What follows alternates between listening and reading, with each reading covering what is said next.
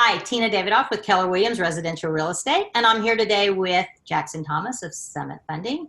He's one of my preferred lenders, and we're going to talk to you today a little bit about getting pre-approved, working with a lender, and what you need to bring to that lender in order for them to get you pre-qualified. So, Jackson, I'm going to let you take off. You're a great lender. We've worked together many times, and you've always taken great care of me. Well, awesome. It's an honor to be here. Thank you so much for the invitation, Tina. I've always really enjoyed working with you. You're an amazing realtor. You really go above and beyond. You're a very good negotiator. And I think just the difference of really caring and paying attention to details really sets you apart and allows your clients to get a better deal. I've seen that time and time again. And excited to kind of hopefully share with your audience some tips that help them feel better prepared to really, get the best deal possible in this crazy market. And so, I think what we talked about wanting to communicate to your audience was just some different tips to really prepare them to get the best deal on a house, to really maybe explain the differences between pre-approvals, and then also where to start the process. First place I'd like to start would really be the initial conversation that you have when a buyer calls me or I meet them at an open house and I ask them if they were pre-approved yet. Most of the time they say no, we're just looking. And then the next question is, well, how do you know what you can afford? And they're like, well, we saw it on the web. I'll just be vague. We all know where they probably saw it. And I'm like, well, that really doesn't mean a lot. So let me send you some of my lenders, and why don't you have conversations with them and let them explain it to you. I sell real estate. I don't do the financial part. And I don't really even get involved in that. Which I also want my people to know, because sometimes people want to hold their cards close to their vest.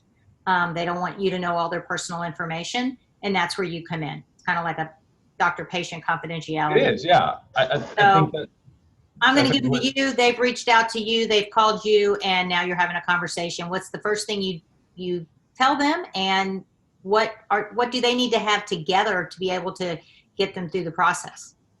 Yeah, absolutely. So, what I would say is, number one is the value in talking to a lender, whether it's myself or another company, is you're going to be able to get a much clearer understanding of what your monthly payment is. If you're in the state of Texas, if that's where you're buying, that's where me and Tina are, property taxes are very high. And so if you go on the web and try and pull an online calculator, you're going to find that it's probably going to be wildly inaccurate. Even if the interest rates may be right, there's just other variables that go into that, whether that's homeowners insurance, property taxes, HOA dues.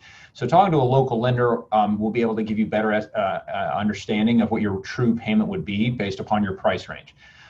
Then secondly, it's going to really put you in a position to get the best offer possible. And that's really what we're talking about here, and what we're trying to bring value to you is tips to get the best deal possible.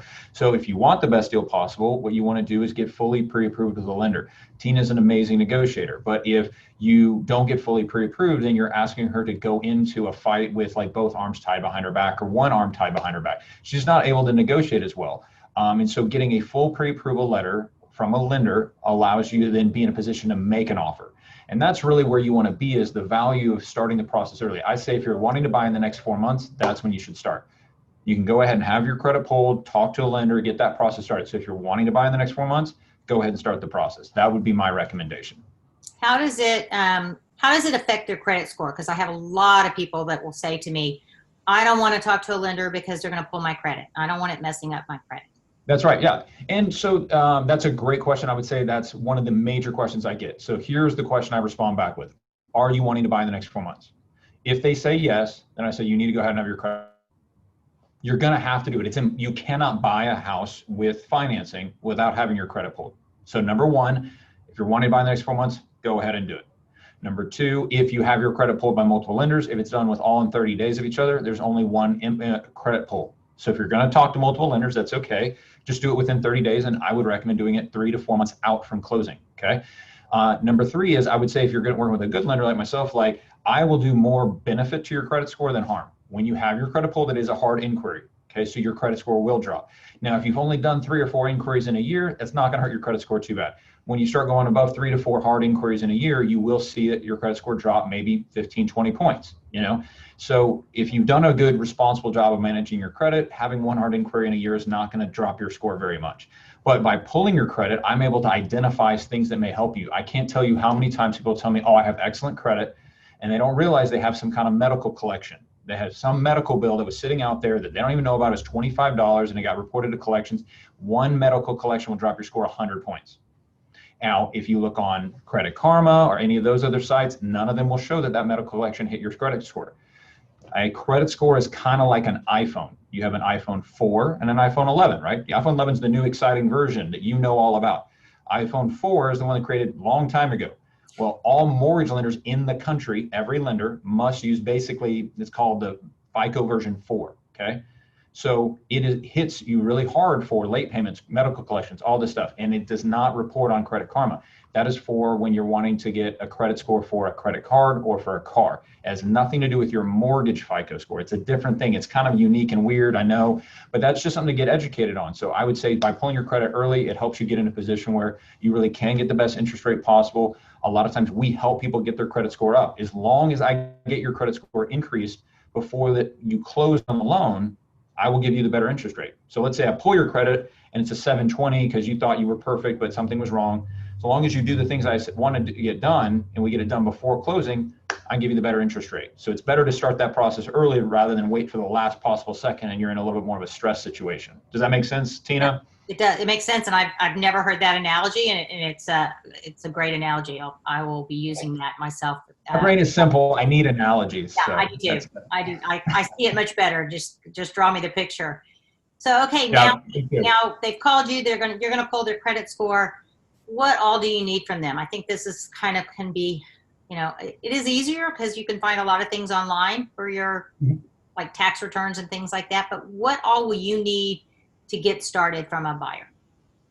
So, to get started, what you're going to want to do is number one is complete a loan application. It's a brief questionnaire, so a lender can quote you, like what price range are you shopping in, how much are you wanting to put down, things like that. We need to know a little bit of job history and assets and things like that. So the way I describe it again as an illustration is it's like a three-legged stool. You have income, assets, and credit. So we pull your credit, and then we need about 6 documents to start the process of pre-approving you for your income and your assets.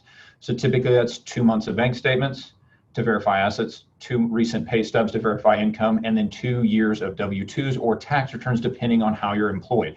So if you're full-time salary, we only probably need W-2s.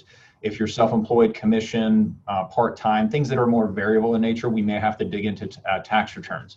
And so those are kind of the 6 different documents we'll need to start the process. And so if you can gather that stuff up front, certainly makes the process easier, but we help people with that process all the time. So all you need to do is call us. We'll walk you through that process. We'll try and provide you a way to get those, just that documentation, in the way that you feel is most comfortable and secure. Okay. And in this virtual world we're all living in, you were pretty much living in that virtual world really prior to this, because pretty much everything can be done online. Documents can be submitted, pulled, everything can be done virtually. You'll even do a one-on-one Zoom with a client. Absolutely. I like to, do things virtually, but I find what we'll do is do the loan application. And then after you get us the questionnaire, we'll set up a call, do a 15-minute loan consultation like this, and then I'll put the numbers up on the screen. So, in terms of that way, we can run different scenarios and you can really see, okay, like, hey, if we buy a $400,000 house with 20% down versus a $500,000 house with 15% down, how does that impact my payment? We can set you up with a custom online calculator tool so you can run the scenarios yourself, but sometimes going through it the first time with a professional really helps make sure you understand how property taxes, homeowners insurance, down payment scenarios, credit, all those things kind of impact the numbers. Okay. I think that answers a lot of the questions that I think our first-time buyers will find very beneficial, and even people that are, maybe buying their second or third property, and I know you also help people if they're buying homes for investment purposes. So going to buy, build, or refinance, we can help you. Okay. Well, that's great. Well, I really appreciate your time and helping me do this today. If anybody has any question, it's Jackson Thomas with Summit Funding, and I'm Tina Davidoff, and I've got the recipe for real estate. I like that tagline.